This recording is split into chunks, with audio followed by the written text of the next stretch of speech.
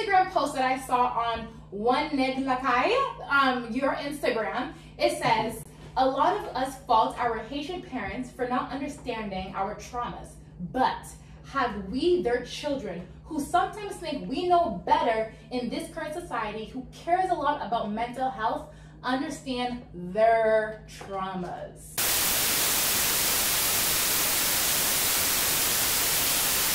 And sometimes understanding that church too also involves Haitian culture. Some of them, they're making their own ideas. Wow. You did something hard there. You did something hard there. So, you want to continue? No, go ahead. So that's a conversation that I've had in my household a lot. Several times. And how a lot of pastors, a lot of Haitian pastors mix the Haitian culture and tradition with the word. So a quick example, right?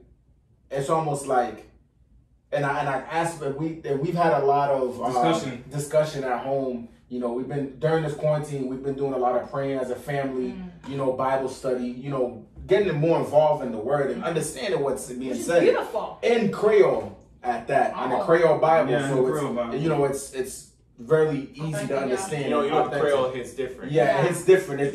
The Creole Bible is very direct. Yeah, it'll be like you're gonna get hit by lightning, like straight up. It's not like the light shall shine forward on the right shoulder. Yeah, you know what I'm saying? Like it's just straight boom, you're struck by lightning.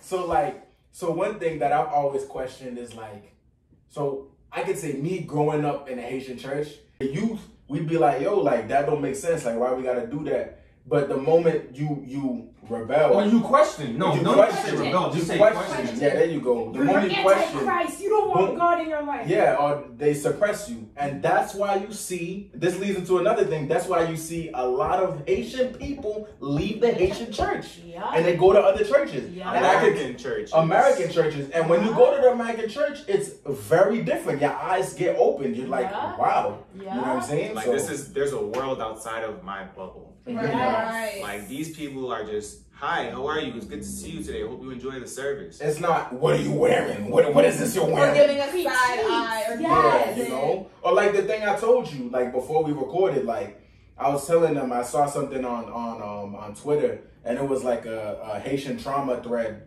and it was a woman, she was like, oh, like I was at my father's funeral or something like that. And like she was pregnant, and like the pastor's wife was like, oh, like you ain't gotta hide the baby, you don't gotta hide your stomach, like the damage is already done. You know what I'm saying? And like it's crazy because now when I think about it, and I think about the things that I've seen in church as a youngin', and like I've seen women get pregnant and they just disappear. They disappear. And I've always questioned, like, yo, where'd they go? Like what happened to them? Where's the support? But you know what? They get shunned. And it's like, I feel like it's extremely difficult as a woman to navigate in that. It's like a battleground. It's a battleground. It is, because when you are looked at, because you were supposed to be the representation of the church. Yeah. And like for women, it's expected virgin before marriage. But for men, it's like, oh, garçon c'est garçon. Like men are men. Yeah, we get that leeway. We get that slack. That's true. But if you guys put earrings, it's a no-no. Yeah. If you guys are swagging your pants, if you guys get dreads, I know that would be. It's not dreads. It's locks. It's locks. Yes. There you go. Locks. There you go. Locks, pardon me, and it's a no-no. You know what I mean? I feel like, and which goes into the next topic with relationships, because we have women who are, you know, shunned, and they don't even want to be a part of their Haitian community, and then we have men who have these strict viewpoints of how the Haitian church is, and then when you bring that back home, you have your strict mom and your strict father. So when you're gonna find a relationship, you go outside of that Haitian culture. You don't want to date within your own culture. And so how is that? Because like we said before, a lot of men say they don't want to date people like their moms. They don't want to date Haitian women, and a lot of Haitian women don't want to date Haitian men. So what do we think about that? I think some people may say that because they understand the parenting, and there's pros and cons, but for some the cons might outweigh the pros, and they already have an idea before they even meet. There's just a preconceived notion of, I already know how a Haitian woman's parents are. I've been around Haitians my whole life. I don't even want to deal with that. You know, and it's that fear. I definitely agree. on that. You know, It sucks though. It does suck, but I mean, that's kind of I think it's a direct correlation of everything that we spoke about earlier, you know. And do you think us as like Haitian, like first generation, are we running from ourselves at the same time when we come to finding relationships because we've seen the trauma, we've seen the impact?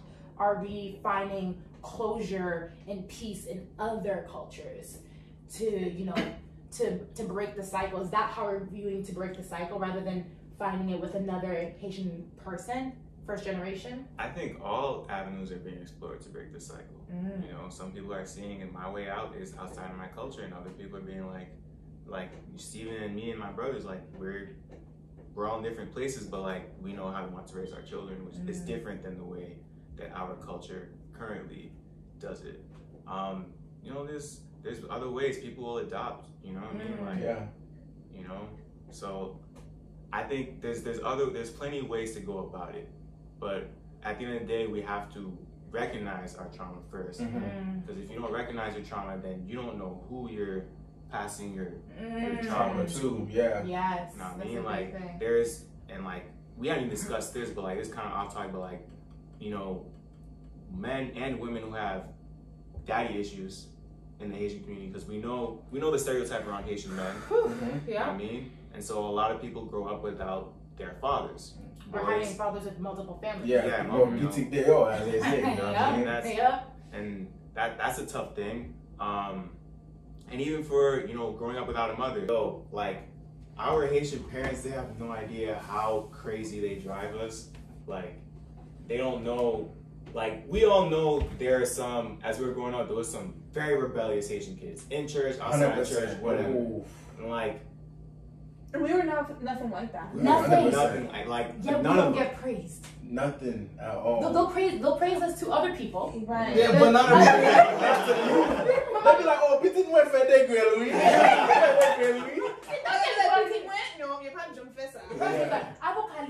There you go. But even then, like, the praise is dope, but like, yo, just respect us, bro. 100%. Just respect us. But at the end of the day, I feel like it's kind of our fault because we let that fear of us. I mean, that fear that we have of them get to us in order for us to do what we want in our life. But they instilled in us that fear and obedience. Okay, but we went to school. We grew up here. We should know not to let that fear. I don't want to say entangle. We should let that fear overwhelm us. And we should be able to think for ourselves. But think about it, dude. Like, bro, these are your parents. And on top of that, and it's they like, came here. Like that's the thing. We have so much respect for the grind that they went through. Coming from nothing to something. Now, working 2 jobs, but 16-hour shifts, working every other weekend. They're able to get a mortgage, get a house, get a car, send their kids to college. Like, bro, we respect that so much that like we just take a lot of trash that another American kid would not take. But I feel like we shouldn't. The most that they're gonna do if we do something bad at this point now, they're just gonna talk. And it's gonna be annoying to hear. But like, if I want to go get my ears pierced or get a tattoo and come home like that, all they're gonna do is talk. What are they gonna do? They're not gonna kick you out the house. Hey, I mean, yo, because at the end of the day, snatch that thing out your ear. I think if they're younger, they probably would have. But at this point in life, where all of us at this table is, I don't think so. That's the granite table talk. I think another thing with that is like, what is this? Marble table talk. Marble table talk. Delete that.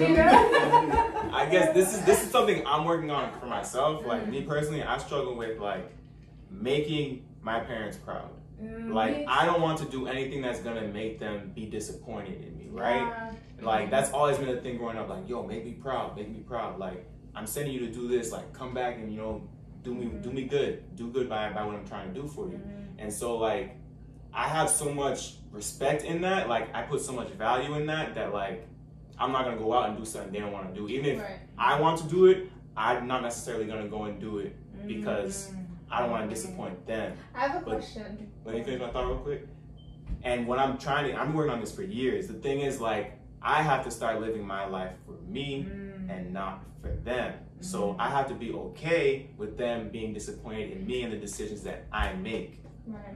And that's something that I honestly lose sleep over. many nights. Talking about the mental trauma that we deal with, that's what I deal with a lot of the time. I think everyone can relate to that. Not only Haitians, but like all ethnicities, Facts. even Americans. You know what I mean? Like anyone can relate to the fact that not wanting to disappoint your parents, and when you kind of cut the umbilical cord, when you're starting to live for yourself. I have a question about not wanting to disappoint your parents and also with careers, because I know like part of, you know, growing up, they want you to be a doctor, a lawyer, whatever. So like, did you find yourself, I don't know if your parents had that conversation with you, I know you're going to become a nurse practitioner. Did they ever have that conversation? I want you to go to school for this, I want you to have this degree, and did you find yourself doing that for them to not disappoint them, or did you also do it for yourself? When was the switch? The goal as a child was always to be in the health field, the medical field, because that's what my parents were. They were both CNAs. They were on that grind. They always told me they necessarily did not want me to go through that grind, because the CNA grind is a very tough, rigorous, body-breaking grind. And so when I was a kid, I was like, yo, I want to be a doctor. And then, you know, I hit organic chemistry. I feel like that's everybody hit that, and then like, Never mind. And so, like, I mean, thank God I made it, but like, that changed my life, and I was like, yo, I'm really not cut out for this. And my GPA was not even competitive at that point. So I had a conversation with my mom, like, yo, I'm not trying to be a doctor no more. And she bawled. Really? She bawled. She cried like her son got sent to jail. But you see, she cried so much because she wanted that for him so bad. Yeah. But what about what he really want? Wait, actually, I remember was I think your mom calling my mom. And she I'm not surprised. I'll translate. Yeah, man. Oh my God, I didn't know that. So then, but you still wanted to be in the health field, so you felt that nurse practitioner was your route. Even I was switching to PA. Oh. Physician assistant. And then, even then, I knew, like, I stuck with the PA grind, knowing it probably wasn't for me either. Like, I wasn't cut out for it. I stuck with that for my parents, for my mom, for sure. She was like, yo, Demi, just try. And I spent, you know, the application process is like a year. Yeah. Like, I spent that whole year doing it, like, just shooting my shot for my mom. Oh, wow. But like, this is for me. This is for me. Oh, This for me. Wait, so right now you're doing NP? Yeah, this is for me, for my fiance, for my family. That's what this is for. Fiance? So, For my brothers. He's like, no, we're not. My brothers. But also, a nurse practitioner is an amazing career path. And I want people to know too, it's not only about doctor is the goal. You could become a physician assistant, a nurse practitioner, and get your PhD. Or even just a registered nurse. yeah. Exactly. People are undermining the career path that you can take in medicine. There's so much more out there. So much. I'm sure public health, you can do some stuff with that. Even just analyzing the data, like Exactly. the numbers. Exactly. The pharmacist. Biostatistician, statistician. Yes. Statistician. But at the end of the day, like, no matter, as long as we're bringing in legal money, our parents will be happy with us. That's a fact. You can And loads of it too. But again, it's just like, you know, like, he wouldn't have to go through that if it wasn't what my parents instilled in me. You know what I'm saying? Like, so like, in a sense, like, if you look at his situation, it's like he lost a year and some change because of that, you know? Mind you, he could have been where he wanted to be right now already. If, you know, while you're, a year away from finishing. You know what I'm saying? So, but like, I just picture the skills that you gained from that and the reflection and the mindset, the grind that made applying for the nurse practitioner even more, you know, you were more ready, and not only that, but you knew it was yours. You knew this was what you wanted. And I remember, I'll never forget the breakthrough that I had with my parents. It was when studying for the MCAT late at night, and I could not get over 500. Like, it was so bad. I remember crying, stressing. My dad was at church, like, fasting for me. Both my parents came, and they're just like, Hermine, like, they looked at me like, if you don't want to be a doctor, that's okay. Damn, like that. That's That's growth, bro. We just want you to be happy. That's growth. That's what. Yes. Yo, let's top it up for growth one time, please. Oh my goodness. Yes, that's when I was like, my parents, like, that's when I'm like, my parents love me so much. Not because I couldn't see it. This was I didn't even know this happened. Yeah. But you know what's the unfortunate thing? Like, yes, we acknowledge, yeah, they made it. Yeah. The growth is there, okay. But it took all that. Yeah. It took all of that. It took you rolling on the floor crying. Telling me like, yo, we just want you to be happy. Right? Like, it's all good. You know what I'm saying? Like, you could have told me that from the beginning. When he was holding me like this. I've been an actor, to be honest. There you go. You know? Yeah, that's why I was just like, wow, like I was like, I'm like, I love you guys, thank you, but I'm already so into it. This is all I want, and so they're just like, I'll never forget it. I was studying so hard. My dad's like, I got the rest of it. I'm gonna be praying all night. Like, leave the baggage on me. And I'm like, wow. My parents like they wanted somehow to help me be there, and they understood that like the only thing they could rely on was God, and God it can handle all. But then they also knew they didn't want to lose their daughter in the process.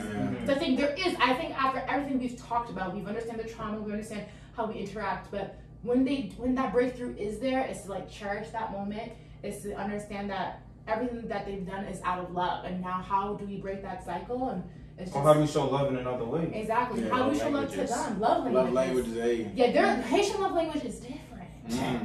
Different. There's this new vocab word for I it. think there's just gifts in general. You think gifts is love language for them? Yeah. They love No, you know what their love language is? I got you a house.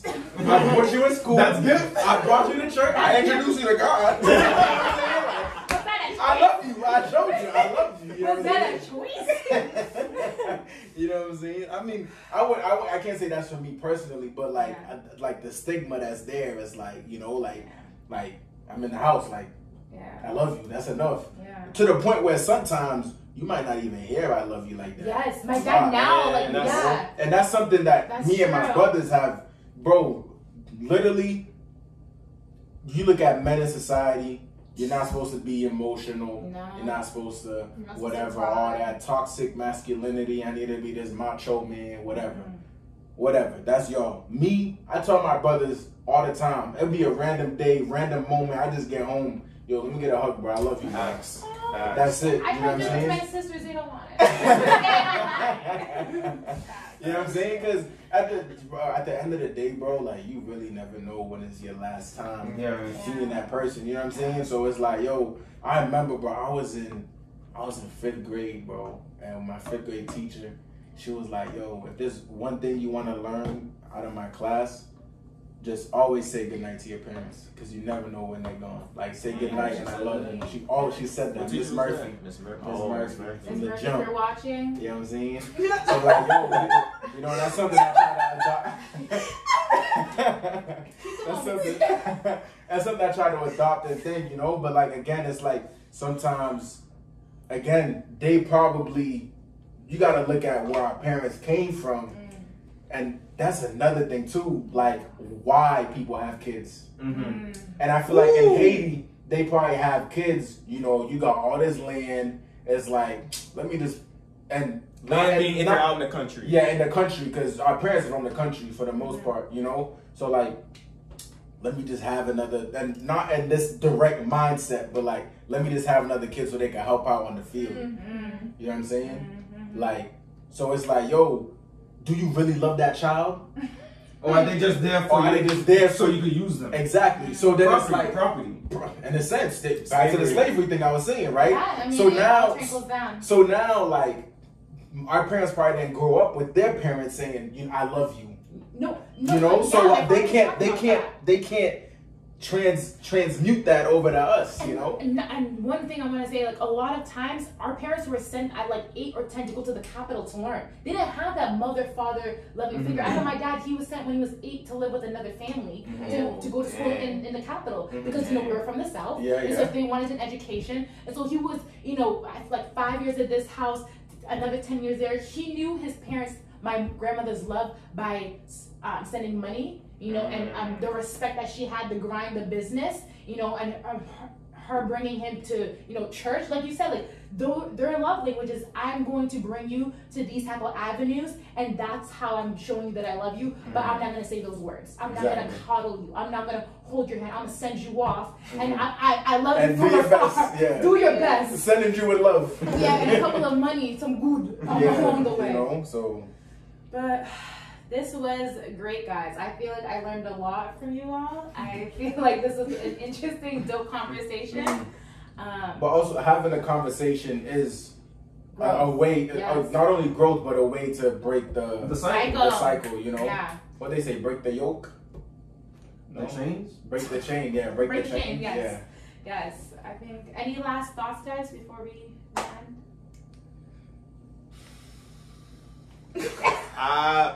My last thoughts would be similar to what Steven was saying. Like if you find yourself in that place where you feel like you're living not for yourself, take some time, like sit there, think, write your thoughts out, you know, read a book, like explore, like do something different with your life. You know what I mean? And just see that there's more to life than what you know. Than what you know. And speaking from someone who's still working on that. My final thought would be, don't live in fear. And that's something I try to apply to myself. Like when it comes to my parents, you know, just being in the house with them, you know, it's like playing a game. And I tell this to my brothers all the time. Sometimes you gotta play the game, you gotta take the L. But then sometimes you gotta play the game, prop yourself, so when you're about to make a move, they can't say anything because you look good in their eyes. Yeah. But also, don't let the fear of disappointing your parents stop you from doing what you want in life, because at the end of the day, you're too old to get beat, I feel like, and they're just gonna keep talking, and they love you at the end of the day. They're not gonna hurt you. So. I agree. I think I spoke enough. I don't have any final thoughts, you know what I'm saying? But yeah, like, comment, subscribe, smash the like button. You know what I'm saying? Give it some bots on it, you know what I mean? Yeah. I like that. All right, guys, thank you.